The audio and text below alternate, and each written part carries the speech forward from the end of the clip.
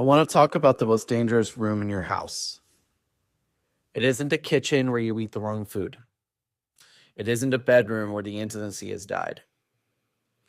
It's the garage, or the basement, or the shed. Whatever room you call your man cave. Society tells you this room is your sanctuary. Marketing tells you that every man needs a place to escape the nagging wife and the screaming kids, to watch football and drink beer. They call it self-care for men, but I call it a prison cell. For 90% of the men I coach, that room is not a sanctuary.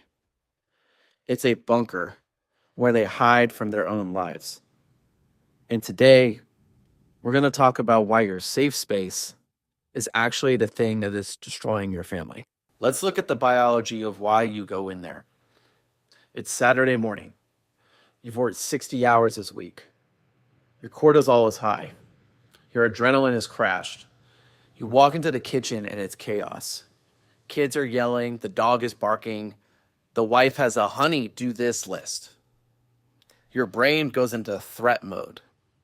You feel physically overwhelmed, so you retreat. You grab your coffee, you mumble an excuse, and you drift out to the garage. And you'll tell yourself, I just need to recharge my batteries. But here's the problem. You're using the wrong charger. Most men think recharging means passive sedation. You sit in a chair, scroll on your phone, you drink alcohol, you watch other men play sports on TV. You're effectively just unplugging the machine. But when you plug it back in 3 hours later, you aren't energized.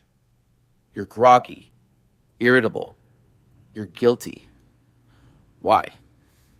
Because passive sedation doesn't fix active burnout. You're trying to cure a soul problem with a dopamine bandage. I want you to understand what this looks like from the other side of the door. While you're in the garage telling yourself you're protecting your peace, your family is learning a very specific lesson. Your wife learns that she's a burden. She learns that the moment you have free time, your first instinct is to get away from her. Your children learn something even worse. They learn that dad is a ghost. They see your car in the driveway. They know you are physically on their property, but they know they can't touch you. They can't talk to you.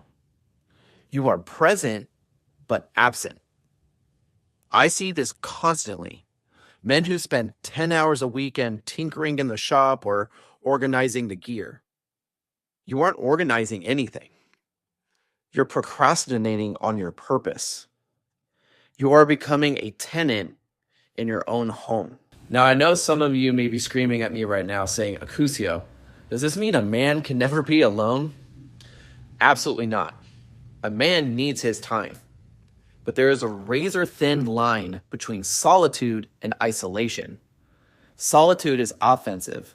Solitude is intentional. It is the warrior going into the woods to sharpen his sword. It's the monk going into the cell to pray. When you engage in solitude, you have a mission. I'm going to the gym for 60 minutes to harden my body. I'm going to the office for 30 minutes to plan the budget. I'm going for a ruck to clear my head. When you return from solitude, you are sharper. You are dangerous. You are ready to lead. Isolation is defensive because isolation is running away. It's hiding. You aren't sharpening your sword. You're letting it rust. You're scrolling TikTok for 2 hours because you are afraid of the noise in the living room. When you return from isolation, you are weaker, softer. Now here's the test. Next time you head for the door, ask yourself, am I going in there to build something? Or am I going in there to escape something? If you are listening to this and realizing, damn, I am a hider, here's how we're going to fix it. We don't ban the garage. We change the rules of engagement. Rule number 1, Earn your rest. Don't retreat until the mission is done. You don't get to hide in the garage at 9 a.m. if the house is a wreck. Serve your family first. Then, rest is a reward, not an escape. Rule number 2, active recovery only. If you go into your man cave, no screens, no doom scrolling, no mindless TV.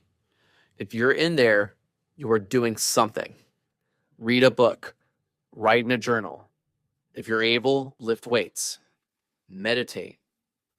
If you were just sitting there staring at a wall, get up and go play with your kids. And rule number 3, the re-entry. This is the most important one. When you walk back through that door into the house, you must be on. Don't walk in looking tired and annoyed that your me time is over. Walk in like the captain returning to the ridge. Shoulders back, eyes up, ready to serve. Here's the truth. The world wants you to be a weak, sedated, isolated consumer who hides in his basement. Don't give them the satisfaction. Your family doesn't need a roommate who lives in the garage. They need a father.